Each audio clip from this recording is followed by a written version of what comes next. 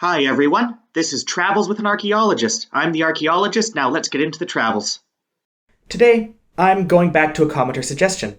A few months ago, somebody requested that I do a video on the copper culture of the Native Americans. At the time, I suggested I would do this when I could visit the Great Lakes in person, where this culture is from, because at the time I was looking at returning to Canada and would be able to reach it easier. As it stands, however, I'm actually in Germany. That's right, behind this channel is a man with an actual job. And while I will release some German videos in the future, it's not likely to be about the sites I'm on right now for a number of ethical, legal, and professional reasons. So, given I won't be going to the Great Lakes anytime soon, let's do the copper culture now. So, the archaeological term for this period is the Old Copper Complex, and it dates into ancient antiquity. And what makes them particularly interesting is that they prove an exception to the rules as we know them. But what do I mean by that? In the Mediterranean, you're undoubtedly familiar with the transition of stone to bronze to Iron Age, but in the Americas this sort of transition is impossible. This is because there wasn't a ready supply of metals that could be exploited in the same way as in Eurasia. This didn't stop them from developing massive state-level societies, of course, as the Mayans, Incas, and Aztecs will easily show, but it also means that we can't apply this old world system of societal development onto the new world.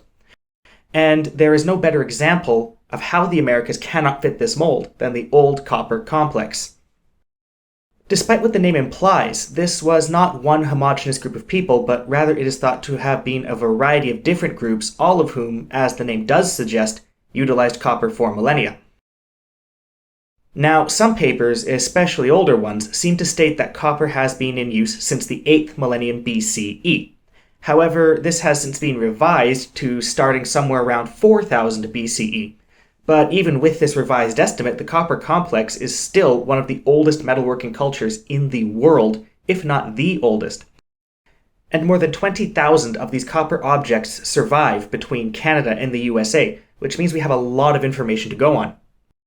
The copper complex is located around the western Great Lakes on both sides of the border, with the highest density of artifacts and sites being found in the US state of Wisconsin. The first confirmed site for the copper complex, according to the Milwaukee Museum, was the Osceola site in Wisconsin, which was discovered accidentally by two fishermen in 1945. However, the first major excavation and study was done in 1952 in Oconto, also in Wisconsin. This is a gravesite, and archaeologists found 45 individuals, which also yielded our first dates and the first glimpse into their culture. The society of the copper complex is thought to have been relatively egalitarian, as the finds in this cemetery yielded plenty of copper and other artifacts, and some graves even had more than one individual. There was no pattern to the individuals and their goods at this site, at least not that I found records of, and copper was found in the graves of men, women, and children, with seemingly no special consideration. This is by far the largest gravesite known from the copper complex, however other sites seem to only confirm this view. That's because to the people making these items, their use was fairly ordinary. Most of the people living around Lake Superior were using copper for everyday tasks. Fish hooks, awls, axes, harpoons, knives, and especially spear points are among the most common artifacts. They did make decorative objects out of copper too, but it was used for just about everything. This is because the copper around Lake Superior is the largest deposit in the world, at least the largest visible from the surface. It is here due to advancing glaciers of the Pleistocene, which deposited nodules at their base and with a purity as high as 95%. Thus, what we have here is a pure surface-level resource found in great abundance. And indeed, it seems the natives of the time were simply picking it up from the ground. They would use campfires and other unsophisticated methods to make it malleable, however casting and smelting were never utilized. All these objects were essentially molded by hand, making them more impressive if you ask me. One thing not in use were ceramics. That's right. In this era and in this region, copper was the material of choice, and populations were relatively small and nomadic. So between this and their utilitarian use, most archaeologists agree that there was nothing particularly special about copper, at least not at first.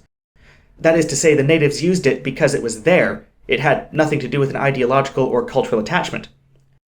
This again refutes some early work done on the copper complex where archaeologists found copper items in graves and thus associated them with something spiritual and connected to the grave. However, what was actually occurring was that these people were being buried with the tools they used in life, and others did not really survive. Preservation actually is a problem for the copper complex because natives weren't the only ones who got use out of it. Settlers noticed the lucrative copper mines too, and even melted down many of these artifacts themselves to reuse resources. But this is one thing we can't actually fault the settlers for. Natives would have likely reused these objects and reshaped them as needed too, both before and after colonists arrived. For at least 3,000 years, copper was molded and traded across the eastern half of North America, and while some uses are obvious, others are in dispute.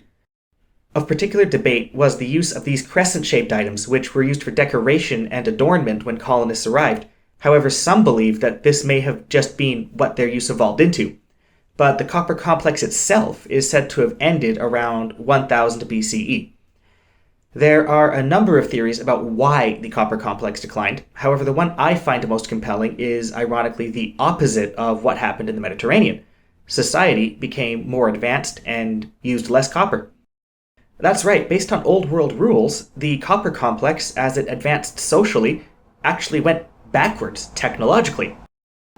But did it really? Well, let's look at the facts. In 2015, a study was conducted to see just how easy it was to make ordinary tools out of copper. I won't bore you with the details, but to sum it up, it's not at all easy.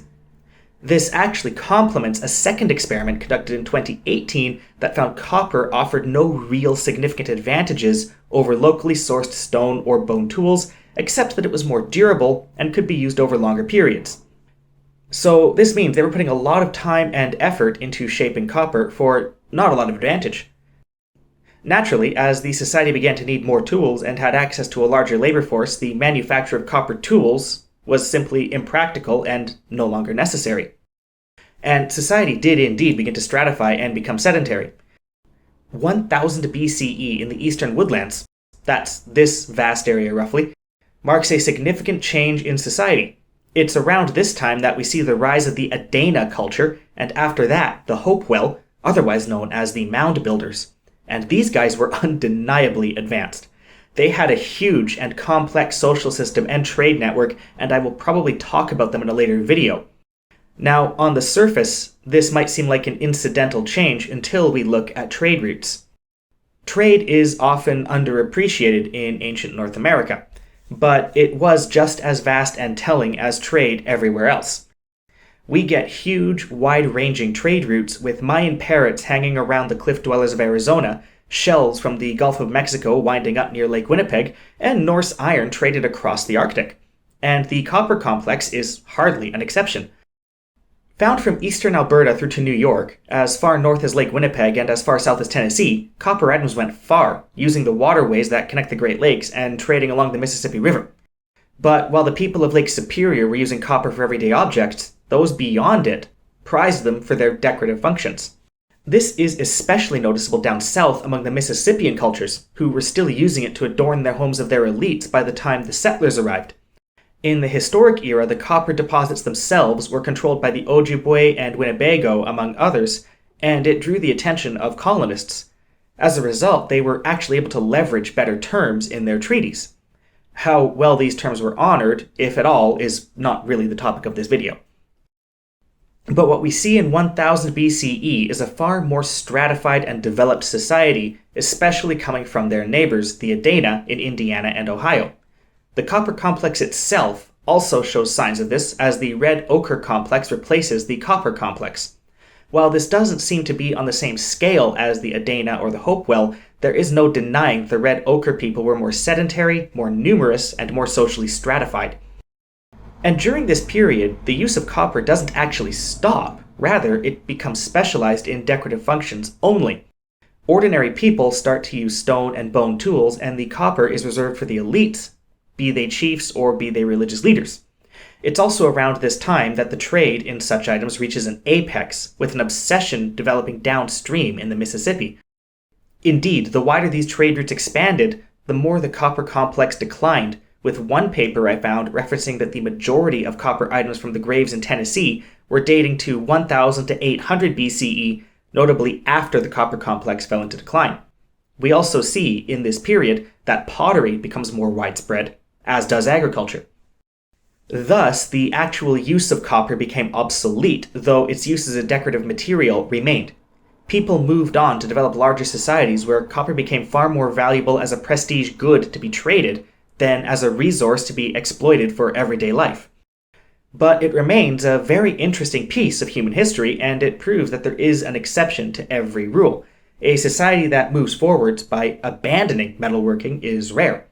I'd venture to say it's actually unique, although I haven't had time to fact-check that one, so if anyone knows of a secondary where this happened, leave a comment, because I'd kind of like to know too.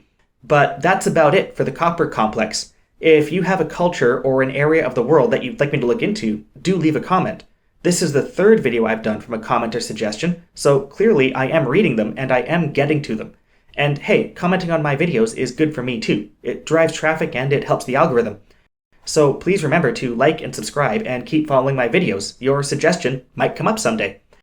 Anyway, thanks for making it to the end of this one. If you'd like to support the channel, go to my Patreon via the link in the description. And until next time, I'm the Archaeologist, and this has been The Travels.